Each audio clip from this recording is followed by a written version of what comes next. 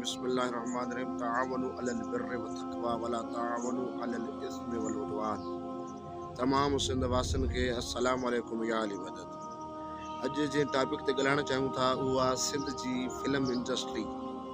सिंध जा जेका ड्रामा आहिनि, सिंध में जेके सीन हलाए था वञनि फिल्मुनि में, यूट्यूब में, जिते किथे हलनि था पिया, उन ते ॻाल्हाइण था चाहियूं। अॼु इमाम हुसैन अलैहिस्सलाम फरमाइनि था त ज़ुल्म जा बदकारी करण सां न वधंदी आहे, ज़ुल्म ऐं बदकारी ते ख़ामोशी ज़ुल्म खे वधाईंदी आहे।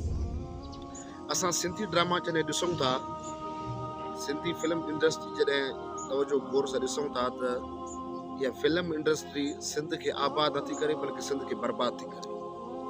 सिंध वलियुनि जी धरती आहे, सिंध अल्लाह वारनि जी धरती आहे, सिंध कलंदर शाहबाज़ जी धरती आहे, सिंध भिटाई जी धरती आहे। हिन धरती ते इमाम अली अलैहिस्सलाम जा क़दम आहिनि, इमाम अली अलैहिस्सलाम हिन धरती ते आया आहिनि। त असांखे उहो पैगाम वणंदो जेको भेटाई अली अलैहिस्सलाम जो पैगाम हो। हिन फिल्मुनि में बेहयाई जा सीन, बेपर्दगी जा सीन, आशिक माशूक जे ठहण जा सीन, बदकार यार यार खे ठाहिण जा सीन, हिकु बेगर्दगी जो दर्स ॾिनो थो वञे फिल्मुनि में, नाच गानो ऐं हिकु अहिड़ा किरदार ॾिना था वञनि हिन सीननि में जंहिंखे ॾिसी करे जंहिंखे ॾिसी करे नौजवान सिंध जो बेड़ो गर्क कंदा। इहे सिंध जा खेरख्वा कॾहिं न थींदा। गैरतमंद बेगैरत इंसान कॾहिं खेरख्वा थींदो कंहिंजो। अगरि औरत बेपर्दा हूंदी, उहा छा सिंध खे तरक़ी ॾियारींदी। सिंध जो दर्स लोई लज्जा परदो आहे। असांखे इहो ई घुरिजे। मां अदाकारनि सां ख़ासि करे मुखातिब आहियां त जेके तव्हां फिल्म इंडस्ट्री जा कमु था कयो, तव्हां अहिड़ो कमु कयो जंहिंमें तव्हांजे मुस्तफ़ा जी ज़ात राज़ी रहे। क़ुरान मजीद तव्हांजी शफ़ात करे त अहिड़ा बणिजो, अहलबैत तव्हांजी शफ़ात कनि। तव्हां अहिड़ी शाइरी था कयो, गलीज़ गाना था चओ। गानो त हराम आहे, मुतलक़न हराम आहे।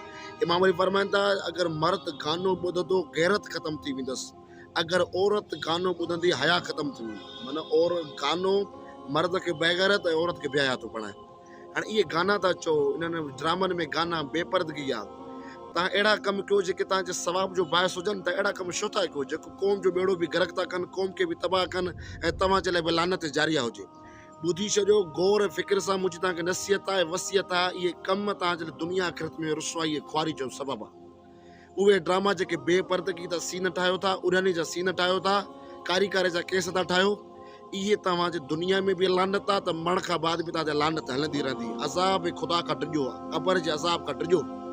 तव्हां सिंधी ड्रामा कलम ते ठाहियो, किताब जी अहमियत ते ठाहियो, ईमानदारी ते ठाहियो, हलाल मामलात ते ठाहियो, पीउ माउ जे अदब ते ठाहियो, उस्ताद जे एतिराम ते ठाहियो, शागिर्द जे एतिराम ते ठाहियो, महिनत जी अज़मत ते ठाहियो, ईमानदारी ते ठाहियो, क़ुरान ते ठाहियो, पंजतन पाक जे क़िसनि ते ड्रामा ठाहियो।